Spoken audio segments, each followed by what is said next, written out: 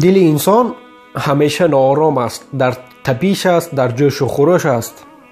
و پیامبر خدا صلی الله علیه و سلم آیه همین موضوع گفتند که دل آدم، دل انسان به مانند آبی جوشیده ایستاده است. یعنی که اگر آبی جوشیده ایستاده را نگریم و در همین خیلی ناآرام است، جوشیده ایستاده است. و دل انسان نیز به مانند همان آبی جوشیده ایستاده خیلی ناآرام است و باید که انسان دل خود را آرام کند. و صحابگان چگونه دل خود را آرام میکردند؟ ابن مسعود میگوید که ما 10 آیت از قرآن از خود میکردیم، یعنی که از یاد میکردیم 10 آیت از قرآن، بعد فهمیش، بعد معنی آن را به خود درک میکردیم، معنی آن را به خود میگرفتیم و همین 10 آیه قرآن را بعد از آن که از خود کردیم و معنیش را بفهمیدیم در عمل اجرا میکردیم و پس از این میگذاشتیم بعد 10 آیه دیگر. یعنی که باز پیامبر صلی الله علیه و سلم از گروه نفران گفته بودند که آنها قرآن را از یاد میکنند، همگی قرآن را از خود کردند، لیکن این خواندن و از خود کردن قرآن از جانب آنها تنها از همین برآمدن آوازها از زبان آنها دیگر به جای دیگری نمی رود. یعنی که تنها در زبان آنها میماند و خلاص.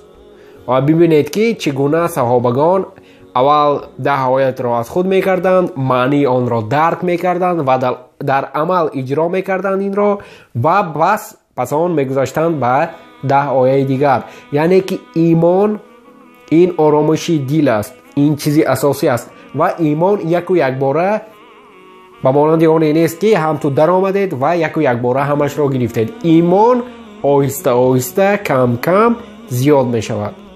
و برای آرام کردن دل پیامبر صلی الله علیه و سلم 2 دعای می گفتند که یکی از آنها را این از همه دعای هست که از همه بیشتر نظر به دیگر دعاهایی که می گفتند پیامبر صلی الله علیه و سلم محض همین دعا را بیشتر و بیشتر می گفتند. کنی این چی دعاها بود است؟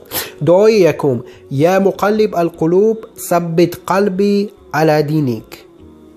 یعنی که نگاه دار ما را از آن راه یا کاری که باعث ناراضگی تو خواهد شد. یعنی که ما به خداوند مراجعت میکنیم و میگوییم که ما را از هر کار و راهی که باعث ناراضگی تو خواهد شد نگه دار.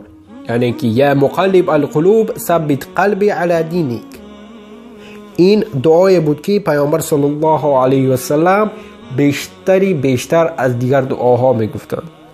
و وقتی که پیامبر صلی الله علیه و سلم از دل خود نگرانی داشتند، یعنی که شبهه ترس داشتند که مبادا که دل آن کس به دیگر راهها، به راههایی که باعث ناراضگی خداوند میشود نرود و همین دعا را میگفتند، پس چه حاجت به گفتن ما و شما و دلهای ما و شما؟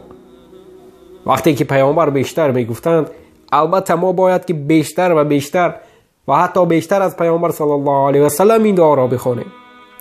دعای دوم به مانند همین است، کمتر مانندی دارد ولی حاضر میگوییم و فرق آن را بین دعای یکم بیان خواهیم کرد.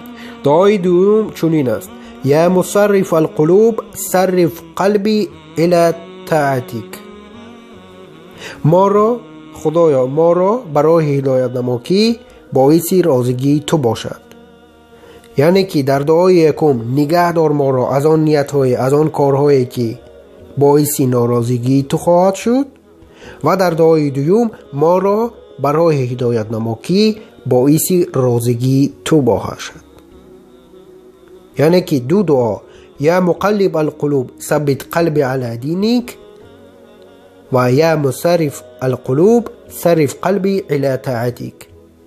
این 2 دعا را همیشه بگویید و این 2 دعا انشاءالله با خواست خداوند سبب آرامش دل شما میشود.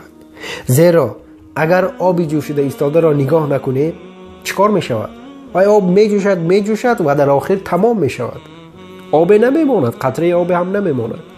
دل انسان نیز همین طور است و در جوش و خروش است. اگر با او نگاه نکنید او را آرام کردن نگیرید، ایمان از آنجا خالی می شود و ایمان قطره ایمان هم نمی ماند آنجا.